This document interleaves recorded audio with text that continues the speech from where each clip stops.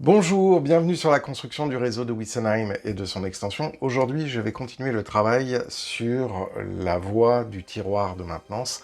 Et vous avez vu hier, j'avais commencé la réflexion sur le positionnement de l'aiguille d'ensablement. Je ne suis pas tout à fait satisfait. Je trouve que l'endroit où elle est placée risque trop d'engager le gabarit et visuellement, ça n'a pas vraiment de cohérence. Donc, je vais la replacer un petit peu plus loin et je vais donc continuer la pose de cette troisième voie. Et vous allez voir, il y a quelques éléments qui vont être nécessaires à apporter pour la trajectoire de cette voie. Je tiens à faire quelques petites remarques par rapport au travelage des voies. Et là, je vais revenir un petit peu en introduction, en fait, sur l'historique et les raisons pour lesquelles j'ai choisi ces différents types de travelage, que ce soit pour la voie principale ou pour les tiroirs et les voies de service et de maintenance. Jusqu'en 1938, la France est divisée en compagnies privées qui gèrent des réseaux. Donc, on a la Compagnie du Nord, la Compagnie de l'Est, la Compagnie de l'Alsace-Lorraine qui, entre 1870 et 1918, ne va être sous gérance germanique, puisque l'Alsace-Lorraine ne fera plus partie du territoire français pendant cette période-là. Nous avons la Compagnie du PLM, de l'État, du Paris-Orléans, et la Compagnie du Midi. Et ces compagnies vont avoir des stratégies pour la pose de la voie qui vont être radicalement différentes, tant au niveau du coût qu'au niveau du type de fabrication. Par exemple, la Compagnie du Midi va jeter son dévolu sur la voie double champignon, qui était très économique, qui lui permettait de pouvoir inverser le champignon du rail quand le premier était usé et permettait aussi des armatures moins lourdes.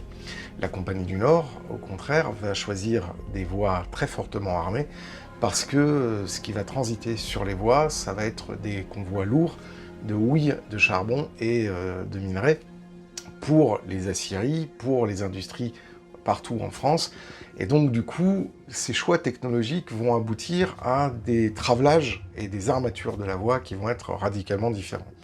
Là, j'aurais pu choisir, sur la voie principale du réseau de Witsenheim, de faire une armature lourde de type AL. Donc, c'est une voie sur des coupons de rail de 27 mètres avec 40 traverses. Malheureusement, je trouvais que cette armature-là ne correspondait pas vraiment à l'époque que je voulais traiter. C'est-à-dire, en gros, l'époque 2, la fin de l'époque 1 et vraiment l'époque 2. Or, ces travelages-là, on les trouve plutôt après 1918, et je trouvais que visuellement, le nombre de traverses était trop important par rapport à la longueur des coupons. Donc du coup, je me suis orienté vers des voies plus légères. Ça a à avoir deux conséquences. La première, c'est qu'effectivement, une voie plus légère veut dire des vitesses sur la voie moins importantes, dans la réalité, bien évidemment, et aussi une certaine esthétique légèrement plus aérée. Alors, là où il y a encore des subtilités, c'est que les voies très faiblement armées sont généralement faites avec des profilés beaucoup plus économiques, et donc, du coup, visuellement, j'aurais pu descendre sur du code 70 par rapport au type d'armature que j'ai choisi. Bon, il en fait que j'ai gardé le code 75, parce qu'ensuite, après, si on commence à se lancer vraiment dans de la voie parfaitement rétablie à l'échelle, il faut s'orienter vers les normes Proto 87, et là, on s'engage dans des choses qui sont beaucoup plus compliquées, et qui dépassaient, en fait, l'investissement temps et le ratio temps-décor que j'étais prêt à mettre en œuvre sur le réseau de Witsenheim, que ce soit sur le réseau principal ou sur l'extension que vous voyez derrière moi. Donc j'ai fait des compromis, mais j'ai choisi donc pour les voies secondaires et les voies de garage des traverses, des coupons de 9 mètres avec 12 traverses, et sur les voies principales, là je suis sur 18 traverses sur des coupons de 17 mètres. Donc du coup, on a visuellement deux armatures qui sont différentes et qui sont bien distinguables l'une de l'autre, ce qui permet de pouvoir rétablir le caractère entre guillemets grande ligne et voie annexe voie de garage, tiroir de manœuvre, etc. Ces différents types de voies, elles sont intéressantes justement pour apporter un peu plus de réalisme. Alors, si vous choisissez une région, vous pouvez voir quels sont les différents types d'armatures que la compagnie, avant la SNCF, a choisi de mettre. Et ce n'est pas non plus totalement anachronique de mettre des voies qui sont posées avec des normes des compagnies ferroviaires, des anciennes compagnies ferroviaires. À la SNCF, il faut savoir que la SNCF a fait deux grandes réformes majeures sur la pose de ces voies. D'abord, une réforme d'unification en 1949, donc juste après la guerre, pour faire la reconstruction des infrastructures qui avaient été détruites par les sabotages des résistants et par les bombardements, et même aussi par la débâcle des Allemands. Et ensuite, la deuxième grande réforme qui va venir vraiment mettre le dernier coup sur l'harmonisation du chemin de fer avant l'arrivée de la troisième réforme qui arrivera bien plus tard, et j'en parlerai juste après, en 1961. La dernière des réformes, effectivement, arrive dans les années 80 avec la création des LGV, donc des lignes à grande vitesse, où là, on vient normaliser, en fait, avec notamment les standards UIC qui vont être appliqués au niveau européen pour le train à grande vitesse, qui va nécessiter des infrastructures radicalement différentes et totalement normées sur l'ensemble du réseau. C'est pour ça que, par exemple, on va avoir des rayons de courbure imposés sur les appareils de voie très différents, qu'on va avoir une armature très solide. Pourquoi? Parce que au plus une voie est armée, au plus donc elle a des traverses, au plus elle est solide, au plus elle va pouvoir soutenir la grande vitesse. Parce que justement, l'armature des voies permet deux choses. Un, d'augmenter le tonnage par essieu, donc ça c'est très pratique, notamment sur les réseaux industriels ou qui font passer énormément de marchandises très lourdes. Et le deuxième avantage, c'est de pouvoir permettre une circulation à des vitesses bien plus supérieures. En effet, vous n'allez pas circuler à 160 km/h, à 200 km/h ou à 300 km/h sur des rails avec des coupons de 9 mètres et 12 traverses. Vous allez exploser la voie. C'est d'ailleurs l'une des constatations qui auront été faites lors du record du monde de la 7107 et de l'autre la 9000, je sais plus, 9008 je crois, dans les Landes, c'est qu'effectivement les locomotives ont été très rapides, donc elles ont dépassé les 300 km/h, mais elles ont littéralement explosé la voie et la caténaire. Et donc c'est fort de ces campagnes d'essai qui ont découlé en fait la dernière grande réforme de l'infrastructure de la SNCF au début des années 80, au moment où a été dessiné les tracés et livré les tracés des LGV et de la première LGV qui est parallèle à la ligne impériale du PLM, donc entre Paris et Lyon. Voilà, donc ça c'était un petit peu l'introduction que je voulais vous faire et reprendre un petit peu ces différents éléments. N'hésitez pas donc à regarder les documents que moi j'ai pu mettre sur le Slack si vous en faites partie, et sinon je vous invite à aller voir les posts et les threads sur le forum de Loco-Revue qui reprend pas mal de documentation justement des anciens réseaux et des différentes réformes successives de la SNCF. Je vous remets tout ça en description. Et bien maintenant, on va pouvoir commencer le travail sur le réseau. Vous allez voir qu'il y a pas mal de modifications qui ont été faites par rapport à la vidéo d'hier. Et c'est aussi ça qui est important, c'est de prendre un petit peu de recul quand on fait le montage de sa voix. Et le fait de faire une voix un petit peu particulière et beaucoup plus optimisé par rapport à l'environnement que l'on fait, permet de temps en temps de prendre un peu de recul et de se dire finalement ce que j'ai placé à tel ou tel endroit mériterait d'être placé à un autre endroit et d'une façon un petit peu différente. On va voir aussi dans cette vidéo comment je vais modifier l'aiguille d'ensablement qui est un travelage beaucoup trop lourd sans trop modifier le cœur de l'aiguille qui est quand même relativement fragile. Donc vous allez voir, ça va faire partie d'une des séquences commentées de cette vidéo. Eh bien, allons-y. On dit que la nuit porte conseil, et dans ce cas, ça a été assez vrai. Quand je suis arrivé ce matin, je me suis rendu compte que l'emplacement que j'avais prévu hier pour mettre l'aiguille d'ensablement n'allait pas. J'allais engager beaucoup trop le gabarit et visuellement, ça ne fonctionnait pas. Donc du coup, pour pouvoir la mettre dans une nouvelle position, j'avais besoin de placer une nouvelle bande de liège que je suis en train d'appliquer, comme vous le voyez, à l'écran. Donc là, en collage au néoprène, puis mise en place de la bande de liège qui a été découpée, afin de me permettre de pouvoir corriger la trajectoire de la voie qui va être ensuite posée. C'est important d'avoir ce genre de réflexion parce que parfois, si on va trop vite, on va avoir tendance à ensuite après regretter les installations que l'on a mis en place. Du coup, j'utilise le tronçon que j'avais modifié dimanche matin pour pouvoir m'accorder une distance supplémentaire.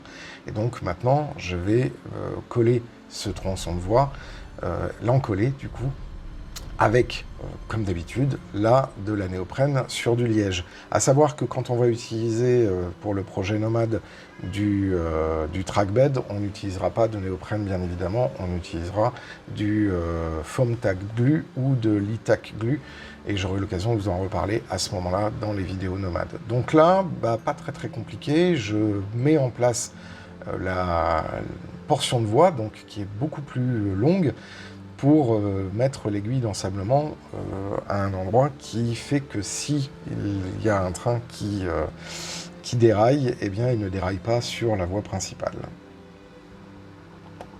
Vous avez été nombreux hier à me poser la question au sujet de l'éventuel remplacement de la TJS par rapport à la TJD, et c'est vrai que la prise de vue n'était pas très explicite. Donc là, j'ai placé une traverse jonction simple, donc l'acronyme est TJS, qui permet deux choses. D'une part, le croisement de la voie descendante ici, donc dans ce sens-là, et puis le croisement de la voie montante vers le grille de la gare. Et le fait d'avoir une TJS, donc une traverse jonction simple, me permet de pouvoir gérer la déviation. C'est-à-dire que les trains qui arrivent de cette voie-là empruntent la déviation pour pouvoir aller ici, sur le tiroir de maintenance. Là où j'aurais pu utiliser une traverse jonction double, c'est que les trains qui arrivent ici ne peuvent pas repartir sur la voie descendante vers la tranchée de l'Escarbille, puisque ce n'est pas une traverse jonction double, c'est une traverse jonction simple. Donc les convois qui arrivent du tiroir de maintenance ne peuvent aller qu'à un seul endroit, c'est-à-dire sur la voie de maintenance qui est ici, ou éventuellement sur la voie qui va amener vers, qui est ici en double sens, qui me permet de pouvoir aller vers la voie de retournement qui est au niveau inférieur. Donc c'est sûr que techniquement, ça aurait été plus propre d'avoir une traverse jonction double ici, et donc de faire repartir les trains qui arrivent de ce tiroir-là vers la circulation naturelle, et de ne pas utiliser le contresens, la circulation en contresens, qui est possible, puisque ici on est sur un canton à double sens, alors que là on est au sens unique descendant. Donc voilà, donc c'est cet appareil de voie-là qui aurait pu être mis en version TJD, donc traverse jonction double, et non pas TJS, traverse jonction simple. Voilà, je voulais faire cette petite précision parce que c'est un embranchement qui est un peu stratégique. Alors je vais la laisser en TJS, hein, je vais pas l'enlever et recabler avec une TJD. J'en ai une en stock, mais j'ai décidé de ne pas le faire parce que l'ensemble de mes scénarios sont beaucoup plus, sont établis et sont cohérents, et puis bon, tant pis, hein, je veux dire, il y a un moment donné, on fait des choix, et donc je vais m'arrêter là-dessus. Mais ici, ça vous montre en fait l'embranchement. Donc on a bien nos deux aiguillages Y symétriques qui arrivent sur une traverse jonction double ici, enfin une traverse jonction simple, pardon, et ensuite après les deux voies. Donc normalement, ou les deux voies déviées, comme ça. Donc la voie montante et la voie descendante depuis la gare de Witzenheim.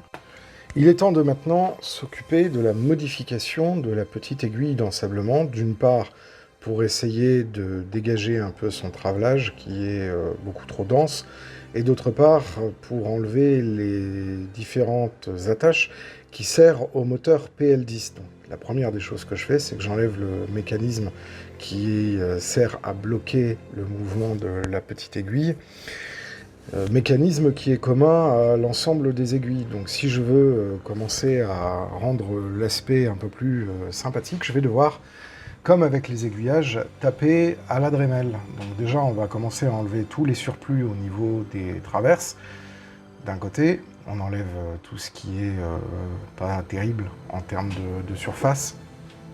Et je vérifie que ça n'a pas endommagé le déplacement de la petite aiguille. Et je fais la même chose de l'autre côté. Là, déjà, tout de suite, on est passé d'une aiguille à fort caractère joué à quelque chose qui commence à ressembler à un peu plus à ce que je veux.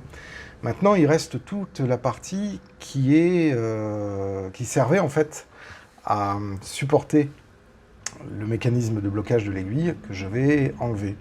Donc là, je me pose la question de savoir véritablement jusqu'à quel point je vais modifier l'aiguille d'ensablement. Et finalement, je suis parti sur un compromis de garder les deux traverses, mais de découper au maximum ce qui se trouve entre les deux traverses pour libérer l'espace et rendre ça visuellement plus attractif.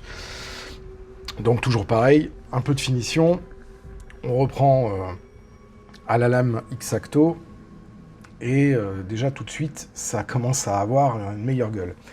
Donc maintenant, on va s'occuper de la traverse mobile, et là, encore une fois, un exercice encore un tout petit peu complexe, qui demande un peu de doigté, parce qu'il faut travailler avec le disque pour enlever et affiner le centre de la traverse sans détruire sa rigidité et sa structure en elle-même. Donc pas mal de petites retouches.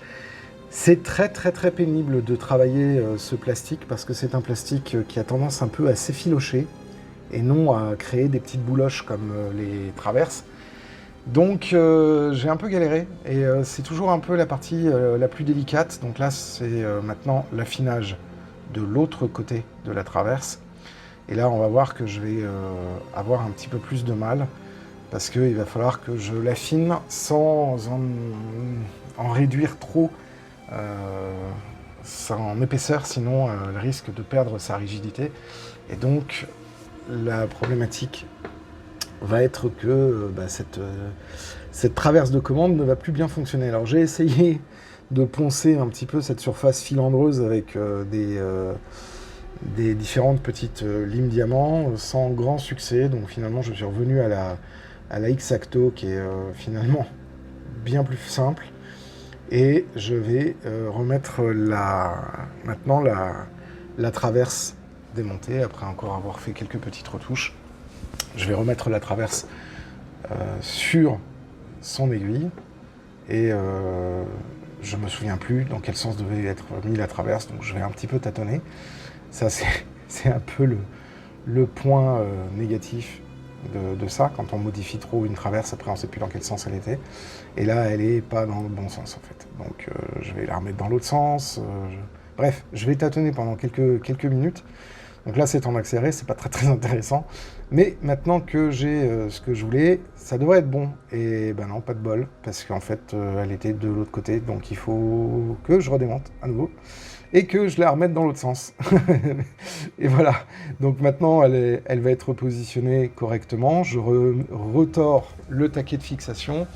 Et à ce moment-là, je vais pouvoir commencer à réfléchir un petit peu à l'espacement des traverses. Donc déjà, j'enlève une traverse, là, ce qui est la traverse flottante, que je vais garder bien précieusement, je la réutiliserai juste après. Et puis je vais commencer, dans la limite du possible, à aérer un petit peu les traverses, sachant que le bloc de traverse centrale, où il y a notamment l'aiguille mobile, je ne peux pas trop modifier, je peux même pas modifier non plus, parce qu'il y a une espèce de traverse d'aide au déraillement et à l'enraillement, qui, elle, solidarise 4 traverses les unes à côté des autres, et donc là, je ne peux pas faire de modification, à moins de refaire complètement l'appareil de voie, ce qui n'était pas quand même l'objectif, quoi. Là, c'est de l'améliorer, c'est pas de le modifier fondamentalement. Donc là, je commence à avoir quelque chose d'un petit peu plus satisfaisant, et je vais me rajouter, voilà, une petite traverse, et je vais mettre mes éclisses. Alors là, ce sont des éclisses conductrices, mais c'est pas la vocation de ces éclisses-là d'être conductrices. Elles sont là pour tenir mécaniquement le rail. Donc, Une fois que je vais avoir mis tout ça, je vais commencer à avoir un résultat un peu plus sympathique. Et la traverse que j'avais, la traverse flottante, je vais venir la coller sous les éclisses. Comme ça, elle sera placée et elle ne m'embêtera plus. Donc je vais la mettre, mais cette fois-ci à un bon intervalle. Donc non plus l'intervalle très très réduit du départ. Ce qui fait que l'ensemble des traverses vont être visuellement quand même un petit peu plus sympathiques. Bon là j'ai quelques petites pétouilles de colle qu'il faut que j'enlève. Voilà. Je vérifie encore une fois les dilatations. Et voilà. Et donc là, j'ai un problème. C'est que si je laisse l'aiguille, enfin plutôt la traverse flottante comme ça, elle n'est plus soutenue parce qu'elle n'a plus son petit carter de plastique de l'autre côté. Donc il faut que je rajoute une petite pièce en dessous pour éviter que la traverse se balade trop en hauteur et qu'elle reste bien horizontale. Parce que sinon, si je ne fais pas ça, je risque d'avoir cette traverse qui va plonger et qui ne va plus être parfaitement horizontale. Et donc ça va nuire au bon fonctionnement de l'aiguille, sachant qu'elle est motorisée. Donc du coup, il faut quand même que j'ai une petite pièce de support qui me permet le bon déplacement de la traverse mobile qui sera commandée par un moteur lui-même asservi au mouvement inverse du moteur de l'aiguille d'entrée vers le tiroir de maintenance. Voilà, donc maintenant que c'est fait, eh ben, je vais en profiter pour la peindre, parce que comme ça, ce sera plus simple. Et je vais d'abord peindre la petite pièce en styrodure, pas en styrodure, en styrène, pardon, que j'ai placé. Et je vais commencer à peindre avec une couleur rouille très prononcée, beaucoup plus que la couleur rouille que j'utilise habituellement. Donc ça, c'est ma rouille favorite de chez Model Master, la référence 4675, qui est une magnifique rouille très adaptée pour les voies qui ne subissent pas un fort trafic, donc qui ont très très peu de salissure sur la voie, et donc c'est une rouille qui est beaucoup plus flashy. Alors là, avec la couleur du flash, ça ne rend pas honneur à la couleur de la rouille, mais à la lumière naturelle, c'est à l'heure actuelle l'une des teintes de rouille que je préfère. Et comme c'est une couleur qui est très très très difficile à obtenir, eh ben, c'est vraiment une couleur que j'affectionne, notamment sur les parties rouillées qui ne subissent pas de salissure ou de projection d'huile, etc. Donc là, je vais commencer un petit peu à travailler le reste de la patine, et vous allez voir, j'utilise aussi un autre marron. Alors c'est pareil, le marron là paraît beaucoup plus chocolat au lait qu'il ne l'est réellement, et ça c'est vraiment l'effet du flash qui fait ça, et on voit que la lumière a vraiment beaucoup d'incidence. Encore un petit peu de petites retouches sur les différentes parties de fixation de l'aiguille. Et puis, une fois que tout sera sec, on pourra attaquer le vieillissement de la voie. Donc là, je fais encore les dernières petites retouches, à droite, à gauche, avec ma couleur rouille Model Master, référence 4675E. Et puis, une fois que ça va être sec, on va commencer à appliquer d'abord les avertisseurs. Donc, c'est les zones d'avertisseurs en blanc, donc qui annoncent les obstacles sur la voie. Donc là, à l'avant et à l'arrière du taquet de déraillage. Voilà, ça pour montrer visuellement que ça existe, ainsi que, on ne le verra pas sur la séquence, mais l'extrémité de la voie déformée qui va vers l'extérieur, qui doit être aussi mis en blanc, parce que c'est une partie qui est saillante hors gabarit.